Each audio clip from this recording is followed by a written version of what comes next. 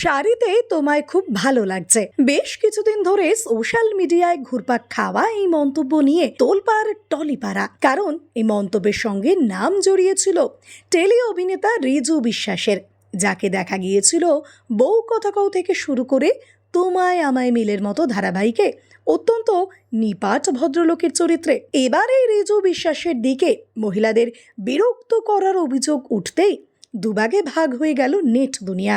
সম্প্রতি সময় এক মডেল নেট দুনিয়ায় অভিনেতা রিজু বিশ্বাসের সঙ্গে তার কথোপকথনের কিছু স্ক্রিনশট শেয়ার করেন, যেখানে দেখা যায় সে মডেলের বেশিরভাগ ছবিতেই রিজু কমেন্ট করেছেন, শাড়িতে বেশ ভালো লাগছে তোমাকে।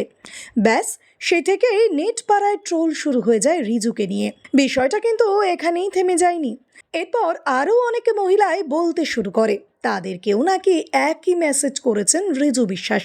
প্রথমটায় তারা পাত্তা না দিলেও পরে এই বিষয়টা তারা গুরুত্ব দিয়ে দেখে। এবার এই নিয়েই গসিপ শুরু হয়ে যায় নেট দুনিয়ায়। কেউ কেউ বলতে থাকেন অভিনেতা এমনটা করে একদমই ঠিক করেনি, আবার কেউ কেউ বলেন এটা খুবই স্বাভাবিক একটা বিষয়, এখানে কোনো গুরুতর অপরাধের লেশ মাত্র নেই। আবার তো কেউ কেউ বলেই ফেললেন সামান্যই মন্তব্যের জন্য কত মেয়ে অভিনেতাকে খারাপভাবে দুষছেন, কিন্তু তারা যদি আরজি করের অভয়ের বিষয়ে একটু রুখে দাঁড়াতেন তাহলে হয়তো আজকে বিচার পেতেন নির্যাতিতা। এসবের পাশাপাশি আবার অনেকে এটাও বলেছেন যে এখন রিজুকে সেভাবে টিভির পর্দায় দেখাই যাচ্ছে না, তাই হয়তো এটা পাবলিসিটি স্টান্ট। বেশ কিছুদিন ধরে সোশ্যাল মিডিয়ায় চলতে থাকা তির্যক মন্তব্যের প্রতিবাদ কিছুদিন আগেই একবার করেছিলেন অভিনেতা। বলেছিলেন শাড়িতে তোমাকে ভালো লাগছে, এই কথাটার মধ্যে ভুল কি আছে, এতে দোষের কোথায়? তবে এবার সরাসরি লাইভে এসে অভিনেতা বলেন তিনি কখনোই কাউকে খারাপ মানসিকতা থেকে এমন মন্তব্য করেননি, কোনোদিনই তিনি কাউকে খারাপ বা নোংরাভাবে কোনো কথা বলেননি, ভালো লাগা থেকে এই মন্তব্যগুলো করেছিলেন। তবে এইভাবে অনেকে এই মন্তব্য করা নিয়ে তা ঠিক হয়নি বলে প্রকাশ্যে ক্ষমাও চেয়ে নেন অভিনেতা।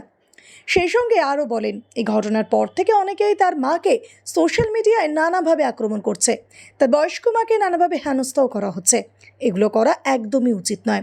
যদিও রিজুর এই লাইভের পর অনেকেই তার পাশে দাঁড়িয়ে বলেছেন তারা তার পাশে আছে, আর অভিনেতা যেন কাজে ফোকাস রাখেন, এসব বিষয়ে তার মাথা না ঘামালেও চলবে। ভিডিওটি ভালো লেগে থাকলে অবশ্যই লাইক, শেয়ার, সাবস্ক্রাইব করবেন আর কমেন্টে অবশ্যই জানাবেন আপনি কোথা থেকে দেখছেন।